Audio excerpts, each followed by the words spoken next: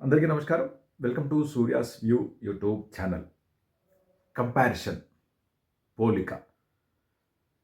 ప్రతి విషయానికి మనం ప్రతిరోజు ఏదో ఒక విషయంలో కంపేర్ చేస్తూనే ఉంటాం. అది పిల్లల చదువులో అవ్వచ్చు, ఇంట్లో మనం చేసే పనిలో అవ్వచ్చు, ఆఫీస్‌లో అవ్వచ్చు. ప్రతి విషయంలో ఈ కంపారిషన్ అనేది మోస్ట్ కామన్ అయిపోయింది. ఇప్పుడు గనక మనం మన దైనందిన జీవితంలో చూస్తే గనక ఏదైనా ఒక వస్తువు కొనాలంటే గనక కంపేర్ చేస్తాం. 2 వస్తువుల మధ్య వ్యత్యాసం చూసి, ఓకే, మనకేది బెనిఫిట్ అనేది చూసి చేస్తుంటాం. అయితే మన నిజ జీవితంలో గనక ఈ కంపారిషన్, పోలిక అనేది కరెక్టా? తప్పా? ఒక్కసారి మీరు ఈ వీడియో చివరి వరకు చూడండి. మీకు కంపారిషన్ అనేది కరెక్టా? తప్పా? అనేది మీకు తెలుస్తుంది. మన పిల్లల్ని మార్కులు తక్కువొచ్చాయని చెప్పి తిడుతూ ఉంటాం. తిట్టి అందరితో ఊరుకోకుండా మనం వేరే వాళ్ళతో కంపేర్ చేస్తుంటాం.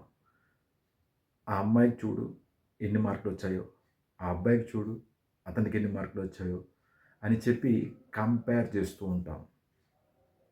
అలాగే ఆఫీస్‌లో కూడా మనం ఒకవేళ సపోజ్ మనం ఒక బాస్ అయితే, అతను చూడు ఎంత చేశాడో, ఇతను చూడు ఎంత చేశాడో అని ఎవరైతే మన దగ్గర ఉన్నారో వాళ్ళని డీమోటివేట్ చేస్తూ ఉంటాం. అదే గనక మనం చూసుకుంటే గనక, మనం వేరే వాళ్ళతో కంపేర్ చేసుకొని, అతను చూడు ఎంత సంపాదించాడో అని కంపేర్ చేస్తూ ఉంటాం. వీటికన్నిటికీ ఒకటే ఒకటి కరెక్ట్ మార్గం. కంపారిషన్ అవసరమా? లేదా? యెస్, కంపారిషన్ అవసరం. అయితే కంపారిషన్‌లో 2 థింగ్స్ ఉంటాయి. కంపారిషన్‌లో జెలసీ, ఇన్స్పిరేషన్ 2 ఉంటాయి. మనం కంపేర్ చేసినప్పుడు థరోగా ఒక మనిషిని కంపేర్ చేసినప్పుడు ఇన్స్పిరేషన్ పార్ట్ తీసుకొని మనం ఇన్స్పైర్ అయ్యి అతనికి బ్లెస్ చేస్తూ మనం ఇన్స్పైర్ అయ్యి కొంచెం గనక పెర్ఫార్మ్ చేయగలిగితే మనం కూడా నెక్స్ట్ స్టేజ్‌కి వెళ్ళడానికి చాలా ఈజీగా ఉంటుంది.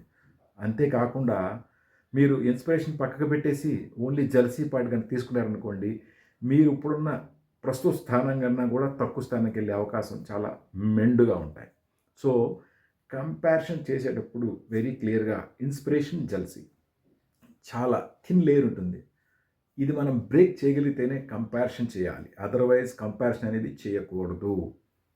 అయితే కంపారిజన్ ఎప్పుడు చేయాలో కూడా నేను చెప్తాను మీకు.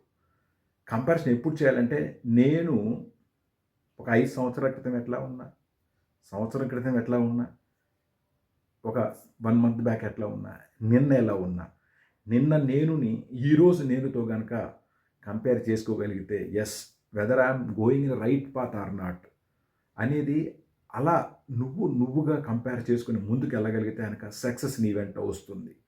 ఎందుకు అంటే నీకున్న పరిస్థితులు, ఓకే, నీకున్న వాతావరణం, నీకున్న సోర్సెస్ వేరే వాళ్ళకి ఈక్వల్‌గా ఉండదు. ఎందుకు అంటే ఈ ప్రపంచంలో ప్రతి మనిషి ఒక యూనిక్. వాళ్ళకున్న ప్రాబ్లమ్స్ యూనిక్. ప్రతి మనిషి ప్రాబ్లమ్స్ ఒక మనిషి ప్రాబ్లమ్స్‌తో మ్యాచ్ కావు. సో, కంపారిజన్ అనేది అసల చేయకూడదు. కంపారిజన్ చేయాలి అనుకుంటే గనక నువ్వుతో చేసుకో. పిల్లలకు కూడా మనం కంపేర్ చేస్తాం. వాళ్ళు వీళ్ళని కంపేర్ చేయకూడదు. పిల్లలకి చెప్పాల్సింది నీ స్ట్రెంగ్త్ ఏంటి? నిన్నటి నువ్వుని ఈరోజు నువ్వుతో కంపేర్ చేసుకో.